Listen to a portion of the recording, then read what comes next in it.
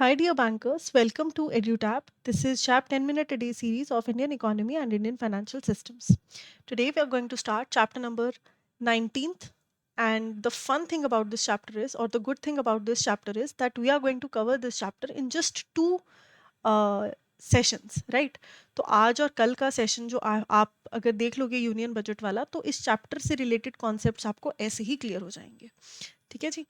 तो चलिए फटाफट से स्टार्ट करते हैं। And before starting the content I want to tell you that आपके एग्ज़ाम्स जो हैं वो बहुत पास आ गए हैं, है ना। और बहुत ज़रूरी है कि आप प्रीवियस ईयर क्वेश्चंस को बहुत अच्छे से देखें, रिवाइज करें, उन्हें एनालाइज करें, ताकि आपको पता हो कि आपको एग्ज़ाम में किस तरह के क्वेश्चंस एक्सपेक्ट करने हैं। आपका काम इजी करने के लिए हमने एक डॉक्यूमेंट प्रिपेयर करी है, जिसका लिंक आपको डिस्क्रिप्शन में मिल जाएगा।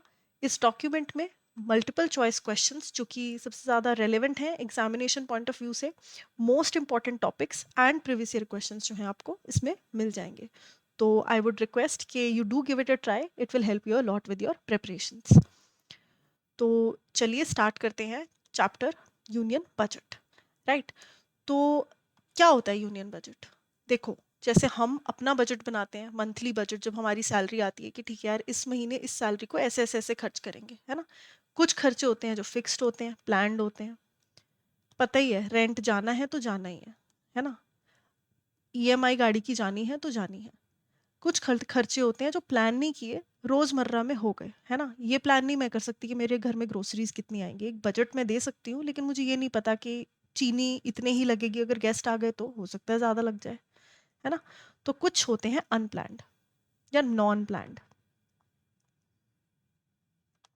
राइट। इसके अलावा इनकम कहाँ से आएगी, है ना। ठीक है, अगर सैलरीड है तो पता है कि सैलरी इनकम है। अगर बिजनेस वाले हैं तो हो सकता है तीन चार जगहों से आए, तो हम एक बजट सा बना लेते हैं। इसी तरह से जो हमारी गवर्नमेंट है वो भी अपना बजट बनाती है, और वो बजट हमें बताती है हर साल, और उसे हम कहते हैं union budget. So this is the annual budget of the country, यानी कि इंडिया का एनुअल बजट जो है दैट इज यूनियन बजट।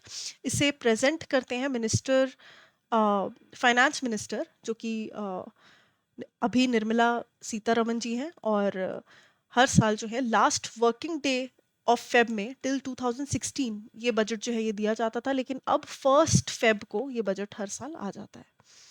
ये इम्प्लीमेंट किया जाता है हर फाइनेंशियल ईयर के 1 अप्रैल से। तो आपके जो फाइनेंशियल ईयर है वो 1 अप्रैल से 31 मार्च तक के होते हैं। राइट। तो इस टाइम के लिए ये बजट जो है 1 फेब को आपको दे दिया जाता है कि इस साल में आपने ये करना है। तो मान लो 1 फेब 2025 को जो बजट आया है वो लागू होगा 1 अप्रैल 2025 से लेकर 31 मार्च 2026 तक। तो इसके अलावा आपको जो चीज़ याद रखने की है वो ये है कि 2017 से पहले रेल बजट जो था वो अ, अलग से दिया जाता था, लेकिन अभी इसको मर्ज कर दिया गया है यूनियन बजट में। Right. So this is all the facts that you need to know about the union budget. अब ये जो दिया जाता है ये दो तरीके से दिया जाता है, या दो तरीके से तो नहीं बोलेंगे, दो एस्पेक्ट्स होते हैं इस बजट के, है ना। दो क्लासिफिकेशंस होती हैं। एक होता है रिसीट, यानी कि इनकम, सरकार को इनकम कहाँ कहाँ से आ रही है, सरकार के पास पैसा कहाँ से आ रहा है, इनफ्लोज क्या है, और सरकार उनको लगाती कहाँ कहाँ पर है, यानी कि आउटफ्लोज, यानी कि खर्चे कहाँ कहाँ पर है ना। तो ये दो सेगमेंटेशंस है, और इन दो सेगमेंटेशंस के बारे में हम पढ़ेंगे। आज की क्लास में हम रिसीट्स को देखेंगे, क्योंकि ये दो तरीके की हो सकती हैं, रेवेन्यू या कैपिटल। एंड कल की क्लास में हम देखेंगे कि नॉन प्लान एंड प्लान जो एक्सपेंडिचर है वो क्या होते हैं। तो एक्सपेंडिचर का एस्पेक्ट हम कल देखेंगे। तो चलिए आज बात करते हैं रिसीट्स की। रिसीट्स मतलब गवर्नमेंट की इनकम। ठीक है। तो एक तो हो सकता है कि रेगुलर इनकम जो टैक्सेस से आ रही है ना, टैक्सेस से, या मान लो गवर्नमेंट ने कहीं पर अपना पैसा जो है वो बल्क में दिया हुआ है ना, वहाँ से उनको इंटरेस्ट आ रहा है, तो ये टैक्सेस की वजह से इनकम तो नहीं है। अच्छा, यहाँ पर ना एक पर्सपेक्टिव का चेंज है। हमारे लिए टैक्स खर्चा है, हमें ये समझना बहुत ज़रूरी है कि जो चीज़ हमारे लिए खर्चा है गवर्नमेंट के लिए वो इनकम है, क्योंकि वो टैक्स गवर्नमेंट की पॉकेट में जा रहा है, जो कि अल्टीमेटली वो यूज़ करते हैं इकोनॉमी की, इंफ्रास्ट्रक्चर की डेवलपमेंट के लिए। तो रिसीट्स जो हैं वो रेवेन्यू नेचर की हो सकती हैं या कैपिटल नेचर की हो सकती हैं। रेवेन्यू रिसीट्स का मतलब होता है डे टू डे ऑपरेशनल जो रिसीट्स हैं आपकी, है ना, आपको इनकम आ रही है आ रही है आ रही है, इंटरेस्ट इनकम रिसीव हो रही है। कैपिटल जो होते हैं वो होते हैं बड़े लेवल के फंड्स, आपको बड़ा पैसा कहीं से आ रहा है ना। लेट्स से मुझे रेंटल इनकम रिसीव हो रही है। रेवेन्यू एंड कैपिटल का बाइफरकेशन समझने के लिए एग्जांपल आप हमेशा याद रख सकते हो। रेंट जो मुझे रिसीव हो रहा है हर महीने, वो मेरा रेवेन्यू रिसीट है। लेकिन जिस फ्लैट से रेंट मुझे रिसीव हो रहा है, let's say I cell it, तो ये मेरी कैपिटल रिसीट हो जाएगी, इस पर जो प्रॉफिट होगा, राइट। तो कहने की बात ये है कि सरकार का भी जो इनकम्स हैं उनको दो भागों में हम डिवाइड कर सकते हैं। एक है रेवेन्यू नेचर के जो होते हैं, जिसमें कि और एक फर्दर बाइफरकेशन आती है tax and non tax. Regular income में या तो टैक्स से वो इनकम आ रही है, या फिर कुछ ऐसी नॉन टैक्सेबल चीजें, मतलब नॉन टैक्स इनकम्स हैं जो सरकार को हो रही है। सिमिलरली फॉर कैपिटल कुछ ऐसी हैं जो नॉन डेट, यानी कि मैंने कुछ एसेट बेच दिया अपना, गवर्नमेंट की कोई लेट्स से कोई बिजनेस था, कोई कंपनी थी, गवर्नमेंट कंपनी, उसको अब उसमें डिसइन्वेस्ट कर दिया है ना, बेच दिया उसको प्राइवेट फर्म्स को, तो वहां से जो पैसा आया वो क्या हो जाएगा, नॉन डेट। डेट क्या हो जाएगा, जब सरकार ने कर्ज की मदद से कुछ पैसे, कुछ फंड्स इकट्ठा किए, कोई इंफ्रास्ट्रक्चर डेवलप करना था, लेट्स से उसके लिए फंड्स इकट्ठे करने थे, ट्रेजरी बिल्स सिक्के थ्रू कर लिए। ट्रेजरी बिल्स क्या है, एक डेट इंस्ट्रूमेंट है। सरकार एक पर्चे पर लिख कर दे देगी कि ये ट्रेजरी बिल्स या ये गवर्नमेंट सिक्योरिटीज हैं, ठीक है, इनको आप सब्सक्राइब करो और इसके बदले हमें पैसा दो, ये पैसा हम आपको 10 साल के बाद जो है आपका वापस करेंगे, तब तक आप इंटरेस्ट लेते रहो। तो सरकार के पास जो उनको फंड्स रिक्वायर्ड है वो आ गए, डेट के माध्यम से, कर्ज के माध्यम से वो फंड आए, ठीक है। तो इस तरह से ये होता है कैपिटल रिसीट्स। पैसा तो लेकिन रिसीव हुआ है ना, कैपिटल तो रिसीव हुआ है। तो ये दो बाइफिकेशन है जो हमें याद रखनी है। जब हम इनको सबको ऐड कर लेते हैं, यानी कि total revenue receipts plus total capital receipts plus कुछ ऐसा ड्रॉन डाउन कैश बैलेंस जो कि कैरी फॉरवर्ड हो रहा है, तो मेरे पास आ जाएगा सरकार की टोटल रिसीट्स, ठीक है जी। तो ये ही सिर्फ कॉन्सेप्ट है गवर्नमेंट की रिसीट्स का। इसमें अब अगर आपको वन मतलब इंडिविजुअल कंपोनेंट देखना है तो यहाँ पर लिस्ट मैंने प्रोवाइड कर दी है।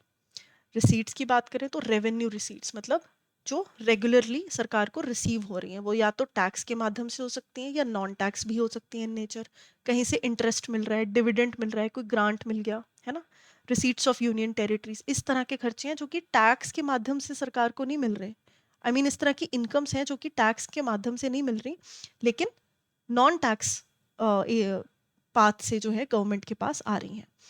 टैक्स की अगर मैं बात करूं तो कॉर्पोरेट टैक्स हम जो पे करते हैं, इनकम टैक्स अपनी सैलरीज पर, wealth tax, goods and services tax, और कोई टैक्स, कस्टम्स, एक्साइज, हर तरीके के टैक्सेस को जब मैं ऐड कर लूंगी तो वो गवर्नमेंट का टैक्स रेवेन्यू जो है जनरेट करती हैं। इन सबको जब मैं ऐड कर लूंगी तो मेरे पास आ जाएगा सरकार की टोटल रेवेन्यू रिसीट्स। नाउ एक चीज हमें याद रखनी है कि ये जो नेट टैक्स रेवेन्यू है ये कैसे कैलकुलेट होता है। ये जो यहाँ तक आपने ग्रॉस टैक्स रेवेन्यू ऐड कर लिया इन सब तरह के टैक्सेस को, और इसमें माइनस करना है आपने कुछ फंड जो कि आप कैलमिटी, कोई नेचुरल डिजास्टर आ जाए उसके लिए एक फंड अलग से जनरेट होता है, national calamity contingency contingency fund. Contingency मतलब वो सिचुएशन जो अभी मेरे को नहीं पता कि आगे आ सकती है, बट उसके लिए मैंने पहले एक फंड क्रिएट कर लिया। तो ये वाले जो डिडक्शंस हैं उसमें से कर कर आपके पास नेट टैक्स रेवेन्यू जो है ये आ जाता है, ठीक है जी। तो ये हमने याद रखना है। कैपिटल रिसीट्स में as I have already told you कुछ होती हैं नॉन डेट रिसीट्स, कुछ होती हैं डेट रिसीट्स। नॉन डेट क्या हो गई, कोई लोन एडवांसेस गवर्नमेंट ने किसी को दिए हुए थे, अब वो पैसे उनको वापस मिल गए, तो यहाँ पर जो है नॉन डेट रिसीट जो है वो हो गई। कहीं पर पैसा डाला हुआ था, अब डिसइन्वेस्टमेंट कर दी, तो वो पैसा जो आया that is non debt receipt. Government securities देकर, प्रोविडेंट फंड से जो है उसमें से कोई लोन उठाकर, इस तरह से जब लोन्स के, कर्ज के माध्यम से गवर्नमेंट पैसा उठाती है, वो उनकी डेट कैपिटल रिसीट्स होती हैं। इनको भी जब ऐड करते हैं तो हमारे पास क्या आ जाएगा, टोटल कैपिटल रिसीट्स और टोटल रेवेन्यू जो पिछले यहाँ पर हमने करी total revenue receipts and total capital receipts, इनको जब ऐड कर देंगे तो हमारे पास आ जाएंगी सरकार की टोटल रिसीट्स। तो आई होप आपको ये कॉन्सेप्ट जो है ये समझ में आया है। Now, if you are preparing for JAB and you want to clear the exam in just one go, तो मैं आपको बता दूं कि आपकी एक बहुत ही स्ट्रक्चर्ड प्रेपरेशन के लिए हम आपके लिए जो फ्रीडम सेल लेकर आए थे उसको हम एक्सटेंड कर रहे हैं। और अब आप आज की डेट में भी इस कूपन कोड का इस्तेमाल कर कर इंडिया 76 जो कूपन कोड है इसका इस्तेमाल कर कर हमारे कोर्सेज जो हैं वो अवेल कर सकते हैं, इन पर डिस्काउंट अवेल कर सकते हैं। ये जो मास्टर कोर्स है ये एक बहुत ही वेल स्ट्रक्चर्ड कोर्स है जिसमें आपको लाइव क्लासेस के साथ साथ कॉन्सेप्ट क्लासेस भी मिलेंगी जो कि रिकॉर्डेड सेशंस होंगे 15 से 20 मिनट के। आप अपनी कन्वीनियंस पे इनको देख सकते हो और अपनी प्रिपरेशन कर सकते हो। साथ में concept notes, mock test, P Y Qs and everything you will get. Brochure यहाँ पर है, कोई और इन्फॉर्मेशन चाहिए आप यहाँ से ब्रोशर से डाउनलोड कर पढ़ सकते हैं एंड देख सकते हैं। तो ये एक टाइम बाउंड ऑफर है ना, आज के लिए हमने इसको एक्सटेंड किया है। तो आप अगर इस्तेमाल करना चाहें तो इस कूपन कोड का इस्तेमाल कर ये ऑप्शन अवेल कर सकते हैं। Now, if you have any more queries regarding this, you can reach out to us on the given information. I will see you in the next class. Thank you and have a nice day.